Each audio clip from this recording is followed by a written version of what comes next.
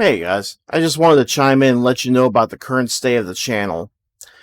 I know those of you that have subscribed have been waiting for more golden oldies, and they are coming, but I have to get a few things out of the way first.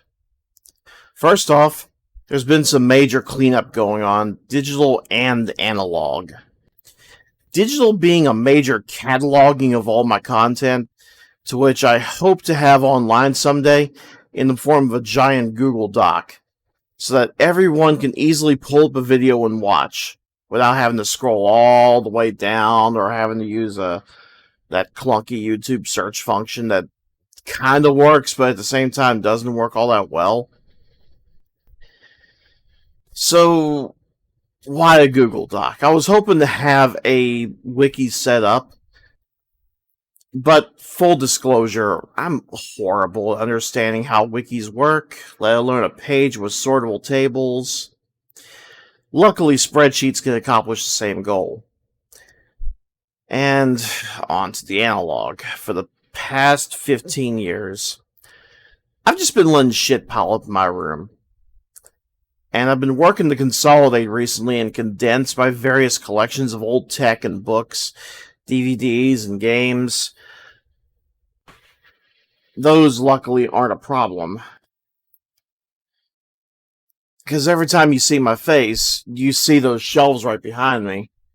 And that's the extent of my gaming collection. All organized, all neatly packaged. Well, with the exception of the, I don't know if you can see it or not, the Xbox games are all on the second shelf from the bottom, and they're kind of slanted. But it's because I got rid of a couple of them recently. And the only DVDs I keep in my room are either right next to me or in a small shelf, like over there, or in a dedicated shelf in the closet, the same closet which was cleaned out a few years ago to get rid of some rather nasty black mold. The shelf is complete with an empty set of shelves inside, and to this day they have yet to be filled because I never got around to pulling stuff out from their various holes and organize them. And now I have tubs and boxes of plastic containers full of junk. Oh my. So much stuff has already been sorted through, and space has been made for and accounted for. Well,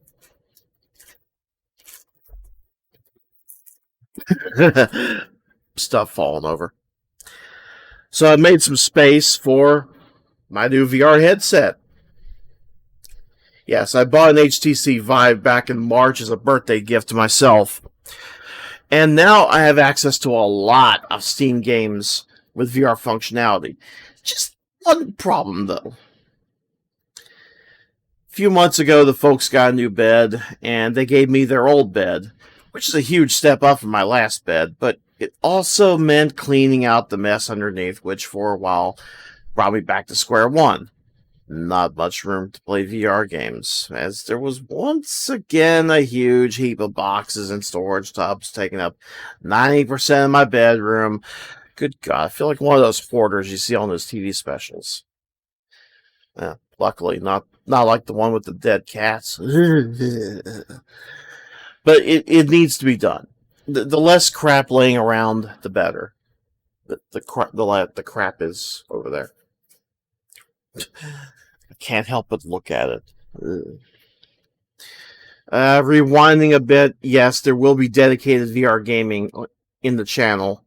But first things first. Ugh. Sandwich coming up for the fourth time.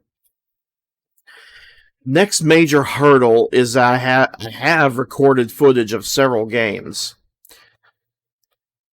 For a brief period in February and March, I was running a non-stop marathon of the entire Doom series, from Ultimate Doom to Sigil to Doom 2, Doom 64, and then I stopped at the beginning of Doom 3 because I ran out of gas. I do intend to pick that back up next year, once all the smoke clears.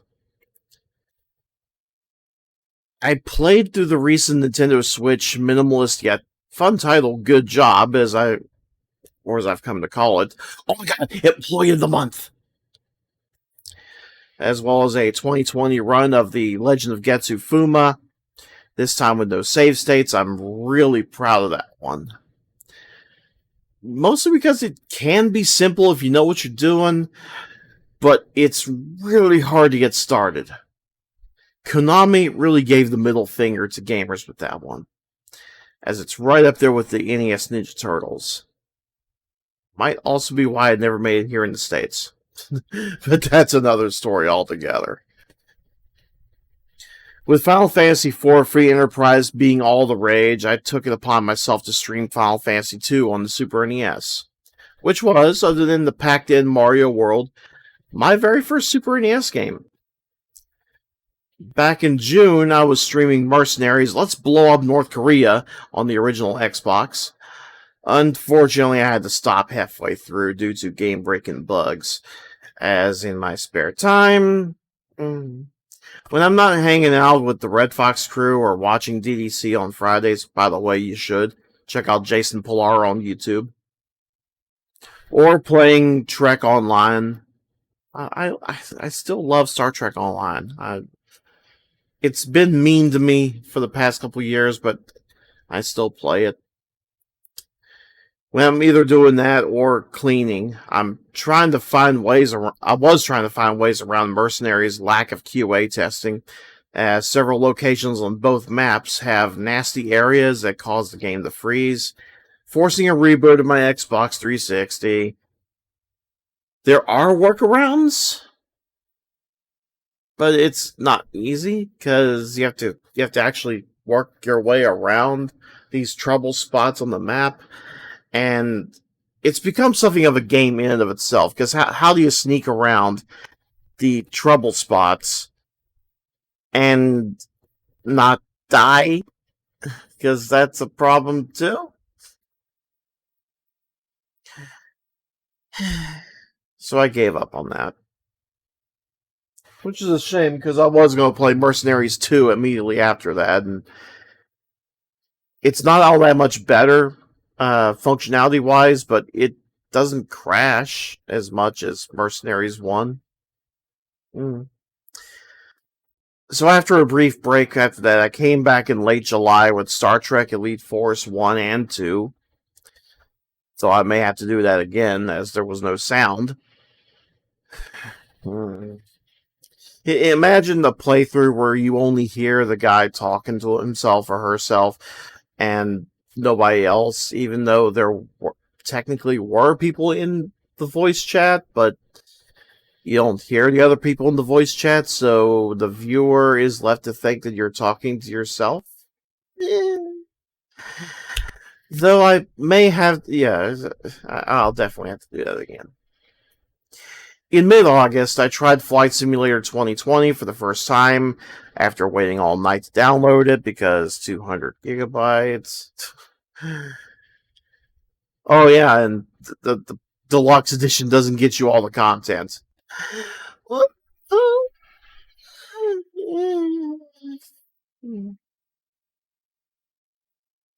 It's just depressing.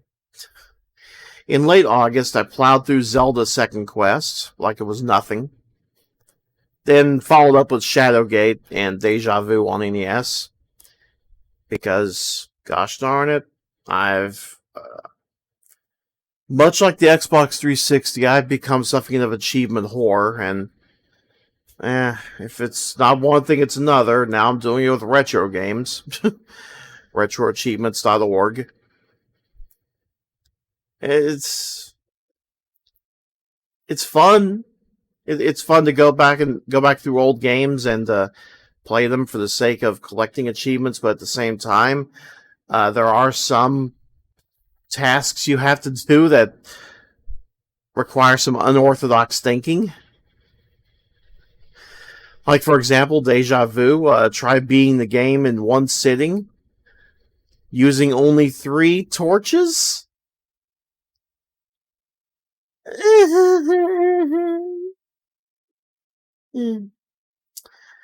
still haven't figured that out. And Last month in September, I began a whole new run of the King's Field series. This time from the very beginning with a patched ISO of the original Japanese game that we never got here in the States. Kind sad. But at least I got to play it. I even went so far as to modify the controls so that they accommodate the modern dual analog layout and thus make the series a full-blown RPG. For full-blown first-person RPG, sorry. Dual analog sticks and triggers as if you're actually doing a shooter, but it's not a shooter, it's a first-person hack and slash. It's a wonder King's Field hasn't been remade for modern systems, especially PC. I mean, granted, there was the sort of Moonlight Mapmaker tool that, as a sample, includes a year 2000 remake of the first King's Field, but it is just as clunky as if it were on the PlayStation. I mean, I'm personally talking full facelift and redesign of the controls to accommodate modern controllers and mice. 60 frames per second, that kind of thing. So as you can tell, a lot has been going on behind the scenes. The channel is nowhere near dead. It's just in the middle of a really bad attempt at a belch. The kind where there's a lot of air in there, but you can't burp it out for some reason, and it starts to hurt a little. Even worse when you're in a vehicle. So, anyway, I hope you continue to stick around as new content comes rolling in. Thank you for watching, and I'll see you again soon. See ya.